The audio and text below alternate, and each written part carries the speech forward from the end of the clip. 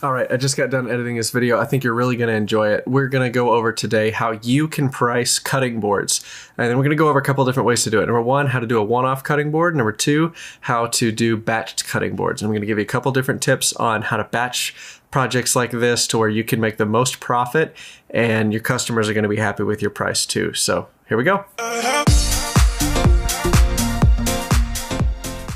All right, hey, what's up? Got a lot of stuff going on this week. While I'm waiting on the coffee table to finish up, before we start sanding and finishing and doing the final assembly, I'm gonna knock out really quick a cutting board. I had a buddy from college reach out, found the channel, thought it was awesome, and he messaged me wanting a new cutting board. He and his wife, they wanted it exactly this by that, so I will make detailed plans accordingly. But yeah, he wanted to keep it about $100, maybe a little less. So I've got to keep this under 1 or 2 hours of labor, otherwise it gets to be too expensive. I don't want to blow his budget. So I'm just going to rip up some strips of just different types of hardwood that I have just laying around, and we'll see what kind of design we can make.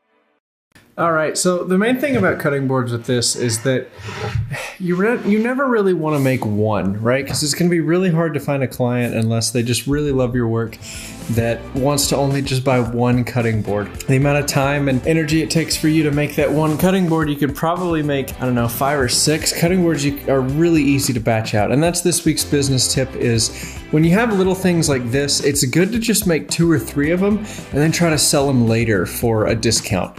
So I didn't do that on this one because my buddy just wanted it, and I'm trying to get rid of scraps as much as possible before the move.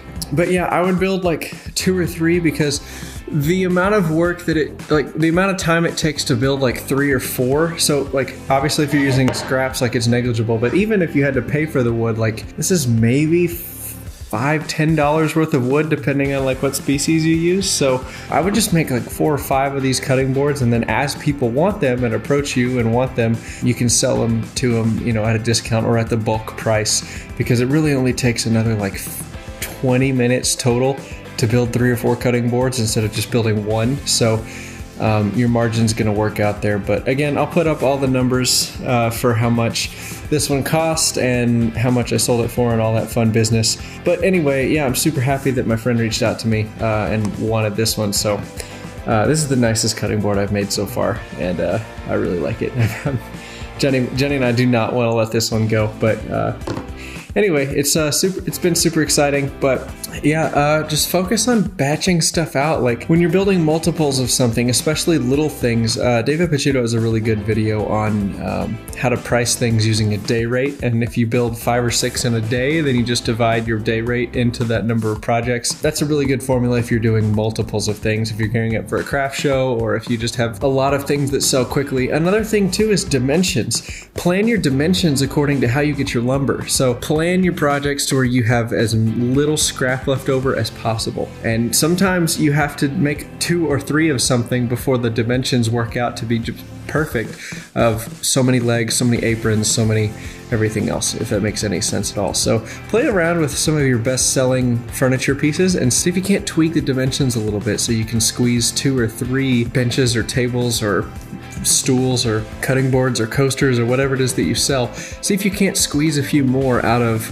maybe just 1 extra unit of wood. I hope this is making sense. This is something that we did when we pitched a restaurant a couple months back, and one of the things that we planned was making benches out of 2x6s, and we had it all calculated out how we were going to make each bench, or two benches out of 2 12-foot long 2x6s, and it was gonna work out really well as far as dimensioning and figuring out exactly how much material we needed, so we didn't overbuy and we didn't have a lot of waste left over. This cutting board just looks so sick. I hope that the camera's doing it justice, but that purple heart and that walnut right next to each other, man, that's pretty. Absolutely seamless.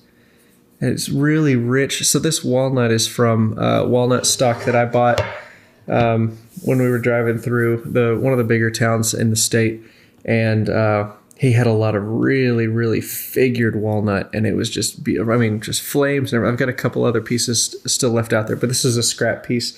So there's a lot of figure that I don't think the camera is picking up, but there's a lot of depth to it, which looks really nice. And of course, purple heart. It's purple heart. It looks pretty. And then cherry. And I don't know, I kind of like the design. I designed this. I didn't let Jenny design it.